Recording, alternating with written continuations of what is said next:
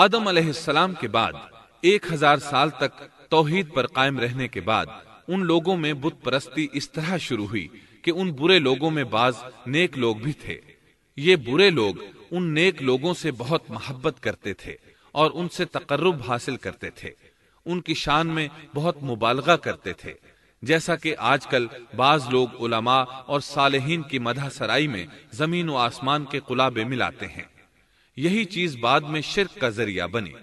امام بخاری رحمت اللہ علیہ نے سورہ نوح آیت 23 میں اللہ کے فرمان وَقَالُوا لَا تَذَرُنَّ آلِهَتَكُمْ وَلَا تَذَرُنَّ وَدًّا وَلَا سُوَاعًا وَلَا يَغُوثَ وَيَعُوقَ وَنَسْرًا، اور انہوں نے کہا کہ ہرگز اپنے معبودوں کو نہ چھوڑنا اور نہ ود اور سوا اور یغوث اور یعوق اور نصر کو چھوڑنا کی تفسیر کرتے ہوئے ابن عباس رضی اللہ عنہما سے روایت کی ہے۔ وہ فرماتے ہیں کہ یہ نوح علیہ السلام کی قوم کے بعض نیک آدمیوں کے نام ہیں۔ جب وہ فوت ہو گئے تو شیطان نے ان کی قوم کے دل میں یہ بات ڈال دی کہ جہاں وہ حضرات بیٹھا کرتے تھے وہاں ان کے بت بنا کر رکھ دو اور ان کو وہی نام دو جو ان بزرگوں کے تھے۔ انہوں نے ایسا ہی کیا اور پتھر کے بت بنا کر ان کے نام ان بزرگوں والے رکھ دیے۔ اس وقت تو بتوں کی پوجا نہ ہوئی، لیکن جب یہ لوگ فوت ہو گئے اور علم مٹ گیا تب ان کی پوجا ہونے لگی۔ ابن عباس رضی اللہ عنہما فرماتے ہیں نوح علیہ السلام کی قوم کے یہی بت بعد میں عرب میں پوجے گئے، اور اللہ تعالی کے فرمان وَقَالُوا لَا تَذَرُنَّ آلِهَتَكُمْ وَلَا تَذَرُنَّ وَدًّا وَلَا سُوَاعًا وَلَا يَغُوثَ وَيَعُوقَ وَنَسْرًا کا یہی مطلب ہے، یعنی ان نیک بزرگوں کے بت بنا لیے گئے اور آہستہ آہستہ ان کی پوجا شروع کر دی گئی، اور سب لوگوں نے ایک اللہ کی عبادت سے انکار کر دیا۔ نوح علیہ السلام اکیلے اس دنیا میں موحد اور توحید پرست باقی رہ گئے۔ نوح علیہ السلام کا نسب کچھ یوں ہے: نوح بن لامک بن متو شلح بن ادریس۔ اس طرح ادریس علیہ السلام ان کے پردادا ہوئے۔ اس وقت لوگوں کی عمریں بہت طویل ہوتی تھیں، اس لیے ہم کہہ سکتے ہیں کہ ادریس علیہ السلام کئی 100 سال زندہ رہے اور نوح علیہ السلام 1000 سال سے بھی زیادہ عرصہ زندہ رہے۔ عمریں لمبی ہونے کی وجہ سے ادریس علیہ السلام اور نوح علیہ السلام کے درمیان کافی مدت بنتی ہے، اور اسی مدت کے دوران کفر و شرک نے زور پکڑا اور بتوں کی عبادت شروع ہو گئی۔ تب اللہ تعالیٰ نے نوح علیہ السلام کو زمین میں مبعوث فرمایا۔ ابن عباس رضی اللہ عنہما سے روایت ہے کہ نبی صلی اللہ علیہ وسلم نے فرمایا آدم علیہ السلام اور نوح علیہ السلام کے درمیان 10 قرن تھے۔ ایک قرن 100 سال کا ہوتا ہے۔ آدم علیہ السلام کے 1000 سال بعد تک لوگ توحید پر قائم رہے، پھر آہستہ آہستہ شیطان نے انہیں شرک کے راستے پر ڈال دیا، شرک عام ہو گیا، ایک اللہ کی عبادت بالکل ختم ہو کر رہ گئی۔ تب اللہ نے نوح علیہ السلام کو مبعوث فرمایا، انہوں نے اللہ کی طرف دعوت دی، انہوں نے بہت مشقت اٹھائی، جیسا کہ سورہ نوح میں اللہ فرماتے ہیں بسم اللہ الرحمن الرحیم انا ارسلنا نوحا الى قومه ان انذر قومك من قبل ان يأتيهم عذاب أليم قال يا قوم إني لكم نذير مبين أن اعبدوا الله واتقوه وأطيعون يغفر لكم من ذنوبكم ويؤخركم إلى أجل مسمى إن أجل الله إذا جاء لا يؤخر لو كنتم تعلمون۔ اللہ تعالیٰ بخشش اور رحم کرنے والے کے نام سے شروع کرتا ہوں۔ یقیناً ہم نے نوح کو ان کی قوم کی طرف بھیجا کہ اپنی قوم کو ڈراؤ اور خبردار کر دو اس سے پہلے کہ ان کے پاس دردناک عذاب آ جائے۔ نوح نے کہا، اے میری قوم، میں تمہیں صاف صاف ڈرانے والا ہوں کہ تم اللہ کی عبادت کرو اور اس سے ڈرا کرو اور میرا کہنا مانو، تو وہ تمہارے گناہ بخش دے گا اور تمہیں ایک وقت مقررہ تک چھوڑ دے گا۔ یقیناً اللہ کا وعدہ جب آ جاتا ہے تو موقوف نہیں ہوتا، کاش تمہیں سمجھ ہوتی۔ نوح علیہ السلام تبلیغ کے سلسلے میں سخت محنت کرتے، دن رات لوگوں کے گھروں اور ان کے اجتماعات میں جا جا کر انہیں دعوت دیتے۔ آپ انہیں اعلانیہ اور پوشیدہ طور پر دعوت دیتے، یہاں تک کہ دعوت دیتے دیتے انہیں 950 سال گزر گئے، لیکن سوائے چند لوگوں کے کوئی ایمان نہ لایا۔ تب انہوں نے اللہ سے دعا کی، اے میرے اللہ، میں نے اپنی قوم کو دن رات تیری طرف بلایا، لیکن میرے بلانے سے یہ اور زیادہ بھاگنے لگے۔ انہوں نے اپنے کانوں میں انگلیاں ٹھونس لیں، اپنے اوپر کپڑے اوڑھ لیے اور کہنے لگے، ہم تیری شکل دیکھنا نہیں چاہتے۔ میرے اللہ، یہ لوگ تیری باتیں سننا پسند نہیں کرتے۔ میں نے پھر بھی ان سے کہا، اپنے مالک سے بخشش طلب کرو، وہ بڑا بخشنے والا ہے۔ اس وقت نوح علیہ السلام کی قوم میں ایک بادشاہ تھا، وہ بہت مغرور تھا۔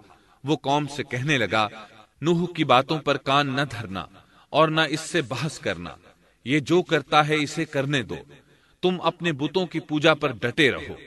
چنانچہ لوگوں نے نوح علیہ السلام کی باتوں کی طرف سے کان بند کر لیے، اپنے بادشاہ کی بات پر عمل کرنے لگے۔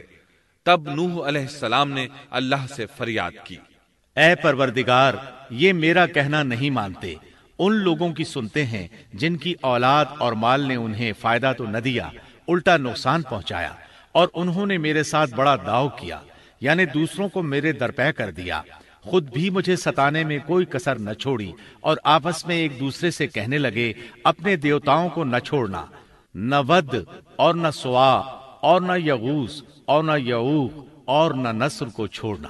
ان لوگوں نے بہت سے لوگوں کو گمراہ کر ڈالا، اور پروردگار تو ایسا کر کہ یہ ظالم اور زیادہ گمراہ ہو۔ اس طرح نوح علیہ السلام نے 950 سال دن رات لوگوں کو اللہ کی طرف بلایا، لیکن اتنے طویل عرصہ میں صرف 80 کے قریب لوگ مسلمان ہوئے، اور ان ایمانداروں کی اکثریت فقراء، مساکین، ناتواں اور غلام قسم کے لوگوں پر مشتمل تھی، جن کی معاشرے میں کوئی حیثیت نہیں ہوتی۔ مشکل سے 10 ایماندار ایسے ہوں گے جو شرف و جاہ کے مالک ہوں گے۔ چنانچہ نوح علیہ السلام کے مغرور سرداروں نے جب اس صورتحال کو دیکھا تو اکٹھے ہو کر نوح علیہ السلام کے پاس آئے اور کہنے لگے، اے نوح، ہم چاہتے ہیں تیری باتیں سنیں اور لوگوں کو بھی تیری باتیں سننے کی ترغیب دیں اور سب تجھ پر ایمان لے آئیں، لیکن اس سے پہلے ہماری ایک شرط ہے، یہ کہ آپ کے حلقے میں جو یہ ذلیل اور حقیر لوگ آ گئے ہیں انہیں دھکے دے کر اپنے پاس سے نکال دے، اس لیے کہ ہم اپنی قوم کے سردار، چودھری اور مقام و مرتبے والے لوگ ہیں، اس لیے ہم ان فقیر لوگوں کے پاس نہیں بیٹھ سکتے۔ اگر آپ انہیں نکال دیتے ہیں تو ہم ایمان لے آئیں گے۔ اللہ تعالیٰ نے نوح علیہ السلام کی قوم کے ان سرداروں کی تردید سورہ ہود آیات 27 تا 31 میں کی ہے۔ اللہ تعالیٰ فرماتے ہیں، فقال الملأ الذين كفروا من قومه ما نراك إلا بشرا مثلنا وما نراك اتبعك إلا الذين هم أراذلنا بادي الرأي وما نرى لكم علينا من فضل بل نظنكم كاذبين قال يا قوم أرأيتم إن كنت على بينة من ربي وآتاني رحمة من عنده فعميت عليكم أنلزمكموها وأنتم لها كارهون۔ کافر سردار نوح سے کہنے لگے، ہم تو یہی دیکھتے ہیں کہ تو ہماری طرح ایک آدمی ہے، اور یہ بھی دیکھتے ہیں کہ صرف ان لوگوں نے تیری پیروی کی ہے جو ہم میں رذیل ہیں، وہ بھی اوپر کی عقل سے، اور ہم تو تمہیں کسی بات میں اپنے سے زیادہ نہیں پاتے بلکہ تمہیں جھوٹا خیال کرتے ہیں۔ نوح نے کہا، اے سردارو، بتلاؤ تو صحیح، اگر میں اپنے رب کی طرف سے جو دلیل آئی ہے اس پر قائم ہوا اور اس نے اپنی مہربانی سے مجھے سرفراز کیا اور تم سے وہ چھپی رہی، تو کیا زبردستی میں اسے تمہارے سر منڈ دوں گا، حالانکہ تم اس سے بیزار ہو۔ وَيَا قَوْمِ لَا أَسْأَلُكُمْ عَلَيْهِ مَالًا إِنْ أَجْرِيَ إِلَّا عَلَى اللَّهِ وَمَا أَنَا بِطَارِدِ الَّذِينَ آمَنُوا إِنَّهُمْ مُلَاقُو رَبِّهِمْ وَلَكِنِّي أَرَاكُمْ قَوْمًا تَجْهَلُونَ وَيَا قَوْمِ مَنْ يَنصُرُنِي مِنَ اللَّهِ إِن طَرَدتُّهُمْ أَفَلَا تَذَكَّرُونَ وَلَا أَقُولُ لَكُمْ عِندِي خَزَائِنُ اللَّهِ وَلَا أَعْلَمُ الْغَيْبَ وَلَا أَقُولُ لَكُمْ إِنِّي مَلَكٌ وَلَا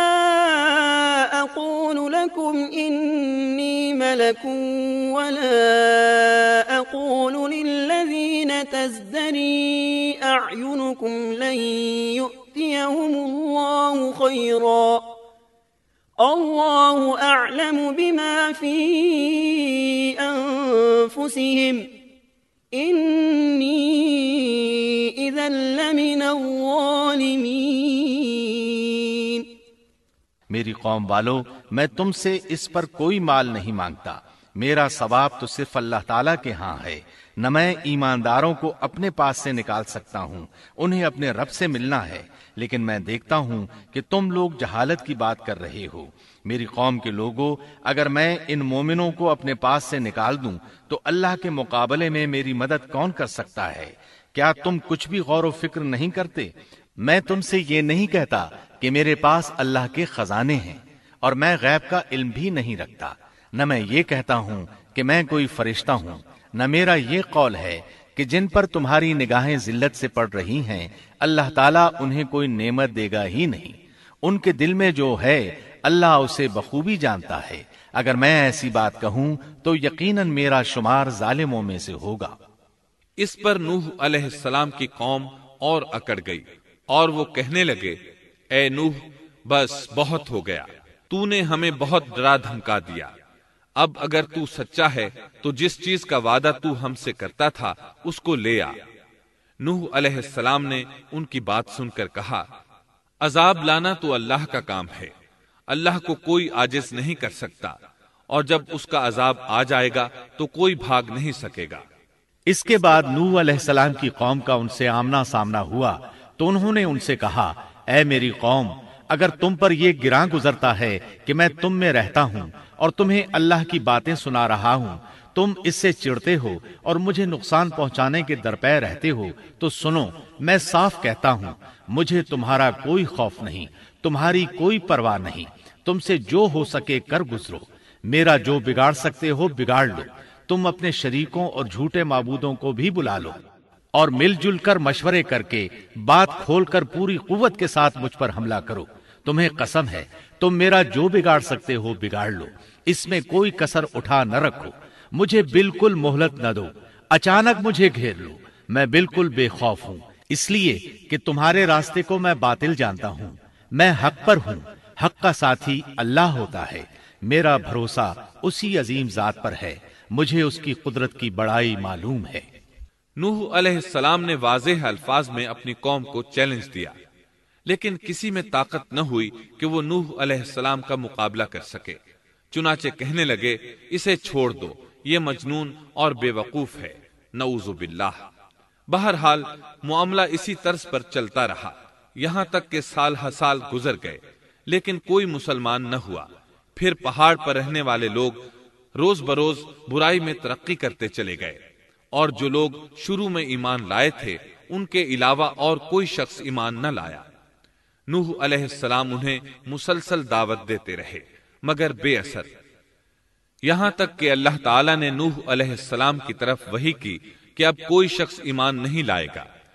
اللہ تعالیٰ سورہ ہود میں فرماتے ہیں وَأُوحِيَ إِلَى نُوحٍ أَنَّهُ لَن يُؤْمِنَ مِن قَوْمِكَ إِلَّا مَن قَدْ آمَنَ فَلَا تَبْتَئِسْ بِمَا كَانُوا يَفْعَلُونَ۔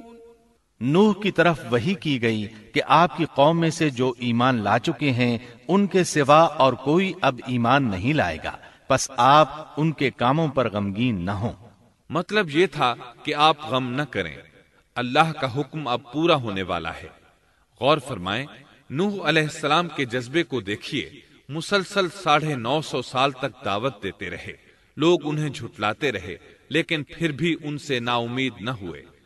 اب جب کہ اللہ کی طرف سے وحی آ گئی کہ ان میں سے اور کوئی ایمان نہیں لائے گا اور کسی میں طاقت نہیں کہ انہیں ہدایت عطا فرمائے، تو نوح علیہ السلام نا امید ہو گئے اور انہوں نے اپنی قوم پر بد دعا کی۔ اس کا ذکر اللہ تعالیٰ نے سورہ نوح آیات 26 تا 28 میں کیا ہے۔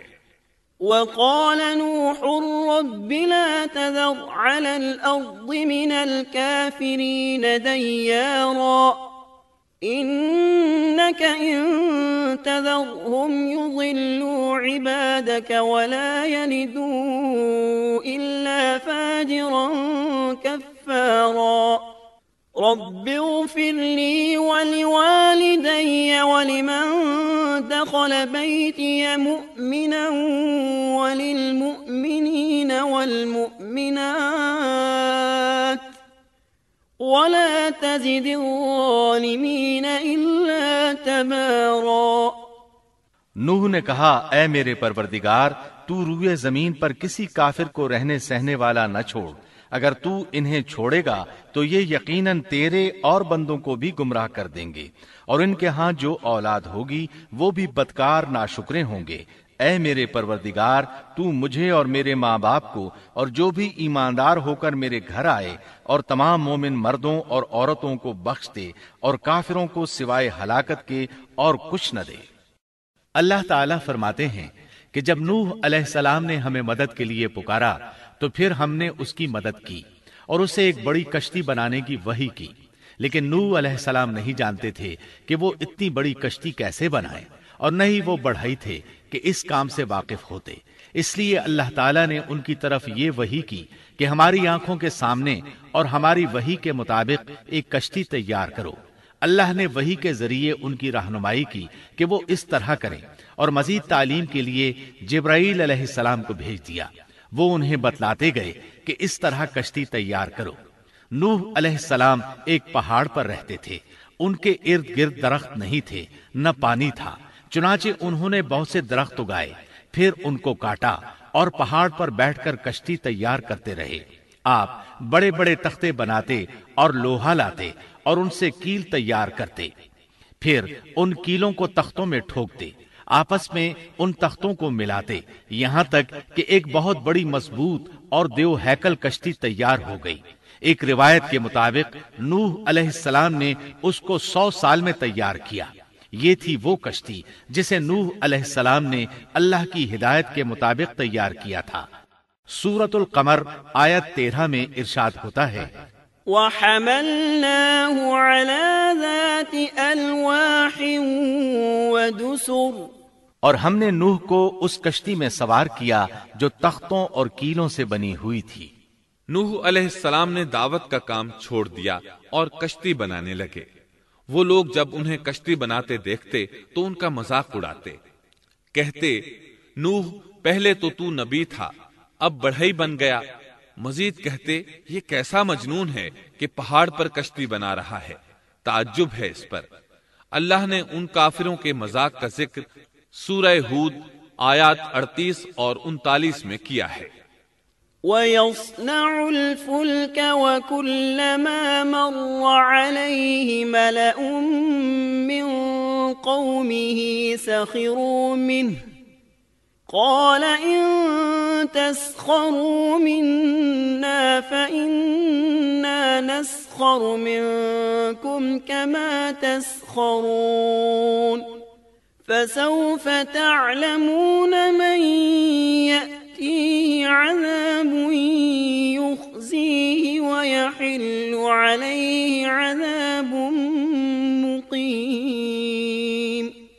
نوح کشتی بنانے لگے، اس کی قوم کی جو جماعت اس کے پاس سے گزرتی وہ اس کا مذاق اڑاتی۔ وہ کہتے اگر تم ہمارا مذاق اڑاتے ہو تو ہم بھی تم پر ایک دن ہنسیں گے جیسے تم مسخرہ پن کر رہے ہو۔ تمہیں بہت جلد معلوم ہو جائے گا کہ کس پر عذاب آتا ہے جو اسے رسوا کرے اور اس پر ہمیشہ کا عذاب اتر آئے۔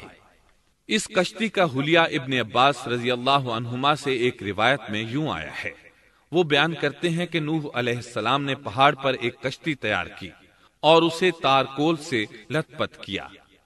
اسی وقت سے تارکول کا ظہور ہوا۔ اس کشتی کا طول 300 گز، اونچائی 30 گز اور عرض 50 گز تھا۔ ایک اندازے کے مطابق اس کا طول 1 کلومیٹر سے زیادہ تھا اور اس کی بلندی اور گہرائی کے بارے میں کہا گیا ہے کہ 30 ہاتھ تھی، اور یہ کشتی عام کشتیوں کی طرح اوپر سے کھلی ہوئی نہیں تھی، بلکہ جس طرح اس کو نیچے سے بند کیا گیا تھا اسی طرح اوپر سے بھی بند کیا گیا تھا، تاکہ اوپر سے جو بارش برسے وہ انہیں نقصان نہ دے، اور جس طرح نیچے والے غرق ہونے سے محفوظ رہیں اسی طرح اوپر والے بھی محفوظ رہیں۔ گویا وہ ایک گیند کی مانند تھی۔ اس میں الگ الگ 3 درجے بنائے گئے تھے، ہر درجے میں ایک دروازہ تھا، اور یہ 3 دروازے اس طرح تھے کہ ہر دروازے کے اوپر ایک دروازہ تھا۔ یہ اس کشتی کا حلیہ تھا جس کے راوی ابن عباس رضی اللہ عنہما ہیں۔ یہ کشتی آج بھی موجود ہے۔ اللہ تعالیٰ نے اس کشتی کو بطور عبرت اور نشانی کے باقی رکھا ہے، جیسا کہ اللہ تعالیٰ فرماتے ہیں وَلَقَدْ تَرَكْنَاهَا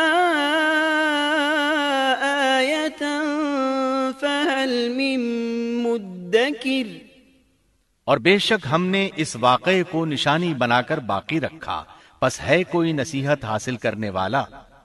اس صدی میں علماء کے ایک گروہ نے اس کشتی کو ترکی کے ایک پہاڑ پر پا لیا ہے۔ اب وہ 2 ٹکڑوں میں تقسیم ہو چکی ہے۔ اس کا حلیہ وہی تھا جو بیان ہوا۔ اللہ کا فرمان سچا ثابت ہو گیا کہ ہم نے اس کو نشانی بنا کر باقی رکھا ہے۔ اس کے بعد طوفان آیا۔ اللہ تعالیٰ نے نوح علیہ السلام کو اس طوفان کے ظہور کی ایک نشانی اور علامت بتلائی تھی۔ نوح علیہ السلام کے گھر میں ایک تنور تھا۔ اللہ نے فرمایا جب یہ تنور جوش مارنے لگے اور پانی اس سے ابلنے لگے تو سمجھ لینا اللہ کا وعدہ آ گیا۔ چنانچہ اس وقت مومنوں کو اور اپنے اہل و عیال کو اور زمین پر بسنے والے تمام جانوروں کا جوڑا جوڑا اس کشتی میں سوار کر لینا۔ تنور سے کیا مراد ہے، اس کے متعلق مفسرین میں اختلاف ہے۔ بعض کہتے ہیں کہ اس سے مراد ایک چشمہ ہے جو زمین سے نکلتا ہے، لیکن راجح روایات کے مطابق اس سے مراد معروف تنور ہے جس میں آگ جلا کر روٹیاں پکائی جاتی ہیں۔ یہ تنور نوح علیہ السلام کے گھر میں تھا، اور اسی کو اللہ نے طوفان کے آنے کی علامت بتایا اور فرمایا کہ جب یہ پھوٹ پڑے اس وقت ہر چیز کا جوڑا جوڑا کشتی پر سوار کر لینا۔ اللہ تعالیٰ سورہ ہود آیت 40 میں فرماتے ہیں حَتَّى إِذَا جَاءَ أَمْرُنَا وَفَارَتِ النُّورُ قُلْ نَحْمِلْ فِيهَا مِن كُلٍّ زَوْجَيْنِ اثْنَيْنِ وَأَهْلَكَ إِلَّا مَن سَبَقَ عَلَيْهِ الْقَوْلُ وَمَا آمَنَ مَعَهُ إِلَّا قَلِيلٌ۔ یہاں تک کہ جب ہمارا حکم آ پہنچا اور تنور ابلنے لگا، ہم نے کہا اس کشتی میں ہر قسم کے جوڑے دوہرے سوار کر لے، اور اپنے گھر کے لوگوں کو بھی سوائے ان کے جن پر پہلے سے بات پڑ چکی ہے، اور سب ایمان والوں کو بھی۔ اس کے ساتھ ایمان لانے والے بہت ہی کم تھے۔ کشتی میں سوار ہونے والوں کی تعداد 80 بتائی جاتی ہے۔ چنانچہ جب تنور جوش مارنے لگا تو نوح علیہ السلام کشتی میں سوار ہو گئے۔ کشتی ان کی بستی میں لوگوں سے دور پہاڑ پر تھی۔ اللہ کی قدرت کہ تمام قسم کے جانور بھی کشتی کے پاس آ گئے۔ نوح علیہ السلام نے انہیں بھی سوار کر لیا۔ اللہ تعالیٰ سورۃ القمر آیات 11 اور 12 میں فرماتے ہیں، ففتحنا أبواب السماء بماء منهمر وفجرنا الأرض عيونا فالتقى الماء على أمر قد قدر۔ پس ہم نے آسمان کے دروازوں کو زور کی بارش سے کھول دیا اور زمین کے چشموں کو جاری کر دیا، پس اس کام پر جو پانی مقرر کیا گیا تھا خوب جمع ہو گیا۔ آسمان سے نازل ہونے والا اور زمین سے نکلنے والا پانی کتنا تھا، اس کا اندازہ اللہ ہی کو ہے۔ بہرحال اس پانی نے زمین پر رہنے والے انسان، چوپائے، حیوانات، غرض ہر چیز کو غرق کر دیا۔ اس بارے میں اللہ فرماتے ہیں، نوح نے اپنی قوم سے تنگ آ کر ہمارے حضور دعا کی، ہم تو ہیں ہی بہترین طور پر دعاؤں کے قبول کرنے والے۔ فوراً ان کی دعا قبول کر لی اور اس تکلیف اور ایذا سے انہیں بچا لیا جو انہیں کفار سے روزمرہ پہنچ رہی تھی، اور ان کی اولاد کو ہم نے باقی رہنے والی بنا دیا، یعنی انہی کی اولاد سے پھر سے دنیا آباد ہوئی، کیونکہ صرف وہی لوگ بچے تھے جو کشتی پر سوار تھے، اور ہم نے ان کا ذکر خیر پچھلوں میں باقی رکھا۔ نوح علیہ السلام پر تمام جہانوں میں سلام ہو۔ ہم نیکی کرنے والوں کو اسی طرح بدلے دیتے ہیں، وہ ہمارے ایماندار بندوں میں سے تھا، پھر ہم نے باقی سب کو غرق کر دیا۔ اللہ مزید فرماتے ہیں، جب پانی میں طغیانی آ گئی تو اس وقت ہم نے تمہیں کشتی میں چڑھا لیا تاکہ اس کو تمہارے لیے نصیحت اور یادگار بنا دیں، تاکہ یاد رکھنے والے کان اس کو یاد رکھیں۔ یعنی پانی اتنا زیادہ ہو گیا کہ اس سے تمام شہر، بستیاں، انسان اور جانور غرق ہو گئے، یہاں تک کہ پانی بلند پہاڑوں سے بھی اونچا ہو گیا، اور اتنے بلند پانی پر یہ کشتی نوح علیہ السلام اور ان کے ساتھیوں کو اپنے دامن میں سمیٹے اللہ کے حکم سے اور اس کی حفاظت میں پہاڑ کی طرح رواں دواں تھی، ورنہ اتنے طوفانی پانی میں کشتی کی حیثیت ہی کیا ہوتی ہے۔ نوح علیہ السلام کشتی میں سوار ہوئے اور انہوں نے اپنے ساتھیوں کو حکم دیا کہ وہ یہ دعا پڑھیں، بسم اللہ مجریہا ومرساہا ان ربی لغفور رحیم۔ اللہ ہی کے نام سے اس کشتی کا چلنا اور ٹھہرنا ہے، یقیناً میرا پالنے والا بڑی بخشش اور رحم والا ہے۔ یہی اللہ کا حکم آپ کو تھا کہ جب تم اور تمہارے ساتھی ٹھیک طرح بیٹھ جاؤ تو کہنا، الحمد للہ الذی نجانا من القوم الظالمین وقل رب انزلنی منزلا مبارکا وانت خیر المنزلین۔ سب تعریف اللہ ہی کے لیے ہے جس نے ہمیں ظالم لوگوں سے نجات عطا فرمائی، اور کہنا کہ اے میرے رب مجھے بابرکت اتارنا اور تو ہی بہتر اتارنے والا ہے۔ اللہ تعالیٰ نوح علیہ السلام کو نصیحت کر رہے ہیں کہ اللہ آپ کو اور آپ کے اہل کو نجات عطا فرمائیں گے۔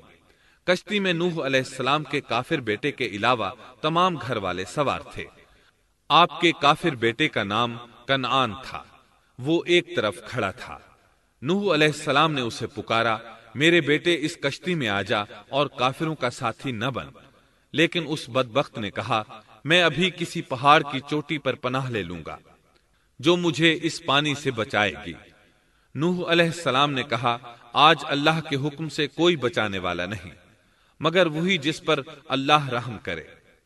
باپ اور بیٹے کے درمیان یہ گفتگو جاری تھی کہ ایک طوفانی موج نے اسے اپنی زد میں لے لیا اور اسے غرق کر دیا۔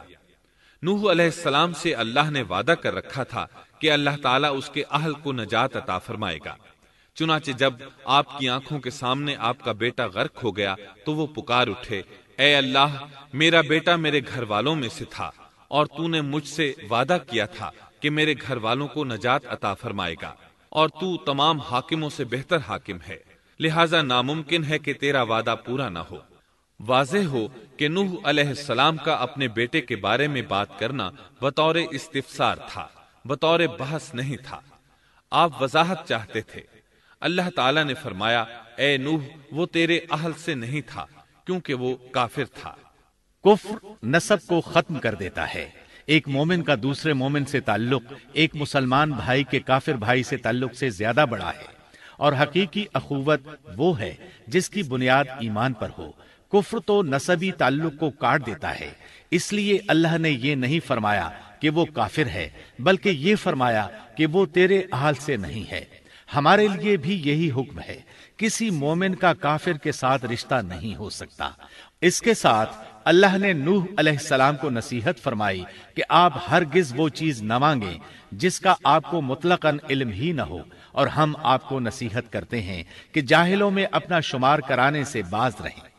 جب نوح علیہ السلام یہ بات جان گئے کہ ان کا سوال واقعے کے مطابق نہیں تھا تو فوراً اس سے رجوع کر لیا اور اللہ تعالیٰ سے اس کی رحمت اور مغفرت کے طالب ہوئے۔ اس موقع پر انہوں نے دعا کی، قال رب إني أعوذ بك أن أسألك ما ليس لي به علم وإلا تغفر لي وترحمني أكن من الخاسرين۔ نوح علیہ السلام نے کہا، اے میرے پروردگار، میں تیری ہی پناہ چاہتا ہوں اس بات سے کہ تجھ سے وہ مانگوں جس کا مجھے علم ہی نہ ہو۔ اگر تو مجھے نہ بخشے گا اور تو مجھ پر رحم نہیں کرے گا تو میں خرابی والوں میں ہو جاؤں گا۔ یہ دعا انہوں نے مانگی۔ اپنے بیٹے کے متعلق سوال کے علاوہ نوح علیہ السلام نے اللہ تعالیٰ کی کوئی نافرمانی نہیں کی اور نہ اپنے نفس پر کسی نافرمانی کو شمار کیا۔ کشتی نوح علیہ السلام اور ان کے ساتھیوں کو لیے پانی کی موجوں پر بلند ہو رہی تھی، اور زمین پر موجود ہر چیز، انسان، حیوانات، چوپائے، پرندے غرق ہو چکے تھے۔ ان میں کوئی بھی باقی نہیں بچا تھا۔ اگر کوئی زندہ بچا تھا تو کشتی والے۔ ابن عباس رضی اللہ عنہما سے روایت ہے کہ نوح علیہ السلام اور ان کے ساتھی 6 ماہ کشتی میں رہے، اور بعض روایات میں یہ بھی ہے کہ وہ محرم کی 10 تاریخ کو کشتی سے نیچے اترے۔ آخر اللہ کے حکم سے طوفان رک گیا۔ اللہ نے زمین کو حکم دیا کہ وہ تمام پانی کو نگل جائے۔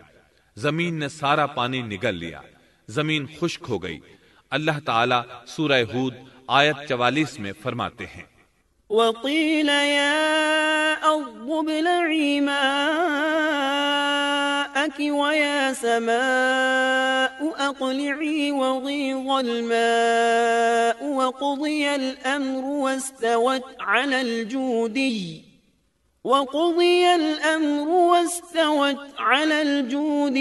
وقيل بعدا للقوم الظالمين۔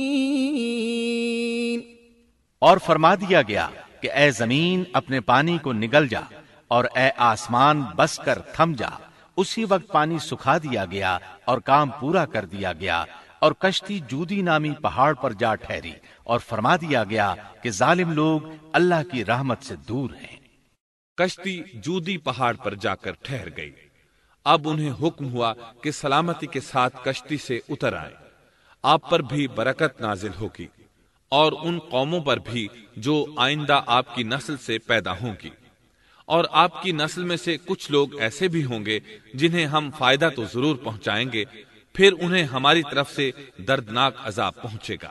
بہت سی روایات میں یہ بات مذکور ہے کہ نوح علیہ السلام ایک لمبی مدت یعنی 6 ماہ کشتی میں طوفان تھم جانے کا انتظار کرتے رہے۔ آپ نے طوفان کے حالات معلوم کرنے کے لیے ایک کبوتر بھیجا جو واپس آ گیا۔ اسے پاؤں رکھنے کو جگہ نہ ملی۔ اسے دوبارہ بھیجا گیا تو وہ پھر واپس آ گیا۔